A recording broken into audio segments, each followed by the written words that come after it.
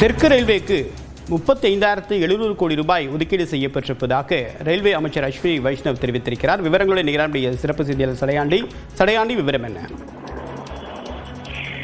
தேவப்பிரியன், மத்திய அமைச்சர் ரயில்வே அமைச்சர் அஸ்வினி தற்பொழுது காணொலி காட்சி வாயிலாக ஒவ்வொரு மாநிலங்களில் இருக்கக்கூடிய ரயில்வே துறை பொது மேலாளர்களோடு உரையாற்றினார். அதனைத் தொடர்ந்து செய்தியாளர்களையும் சந்தித்தார். அப்பொழுது தமிழ்நாட்டிற்கு ரயில்வே பட்ஜெட் மூலம் ஒதுக்கப்பட்டிருக்கக்கூடிய திட்டங்கள் தொடர்பாக செய்தியாளர்களிடம் அவர் தெரிவித்தார். தமிழ்நாட்டிற்கு மட்டும் 7,611 கோடி ரூபாய் நடப்பாண்டு ரயில்வே பட்ஜெட்டிற்காக ஒதுக்கப்பட்டிருக்கிறது. இது கடந்த 2009ஆம் ஆண்டு ரயில்வே பட்ஜெட்டை விட கிட்டத்தட்ட 9 மடங்கு அதிகமாக ஒதுக்கீடு செய்யப்பட்டிருப்பதாக தெரிவிக்கப்பட்டிருக்கிறது. குறிப்பாக சென்னையிலிருந்து பெங்களூருவிற்கும் சென்னையிலிருந்து ஹைதராபாத்திற்கும் புல்லட் ட்ரெயின் இயக்குவதற்கு திட்டமிடப்பட்டிருப்பதாக தெரிவிக்கப்பட்டிருக்கிறது. இது தென் இந்தியாவின் அதிவேக ரயில்வே திட்டமாக இது பார்க்கப்படுகிறது.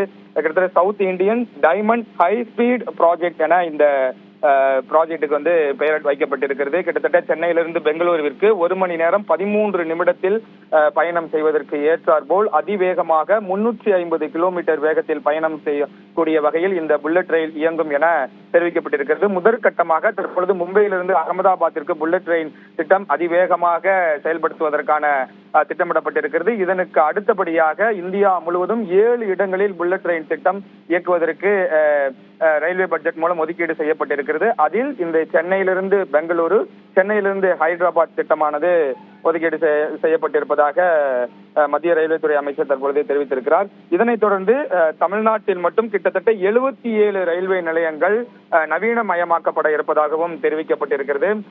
கிட்டத்தட்ட சென்னை எக்மோர், சிதம்பரம், திருவண்ணாமலை, விருத்தாச்சலம் ஜங்ஷன், மன்னார்குடி, ஸ்ரீரங்கம் போன்ற ரயில் நிலையங்கள் அதிநவீனமாக மாற்றம் செய்யப்பட இருக்கிறது.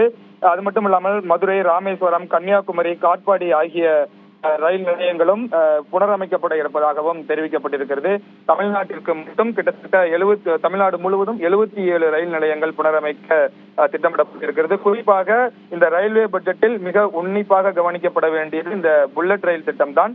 சென்னையிலிருந்து பெங்களூருவிற்கு 1 மணி நேரம் 13 வினாடிகளில் கடப்பதற்காகவும் சென்னையிலிருந்து ஹைதராபாத்திற்கு 2 மணி நேரம் 55 நிமிடங்களில் பயணம் செய்வதற்கு ஏற்றாற்போல் இந்த புல்லட் ரயில் திட்டமானது அதிவேகமாகவும் விரைவாகவும் செயல்படுத்துவதற்காக திட்டமிடப்பட்டிருப்பதாக மத்திய ரயில்வே துறை அமைச்சர் தெரிவித்திருக்கிறார். அது மட்டுமல்லாமல் தமிழ்நாடு அரசு மூலமாக இந்த ரயில்வே விரிவாக்க பணிக்காக கிட்டத்தட்ட 4,326 ஹெக்டேர் நிலங்கள் தேவைப்படுவதாகவும் இதுவரை விரிவான தகவலுக்கு நன்றி சடையாண்டி.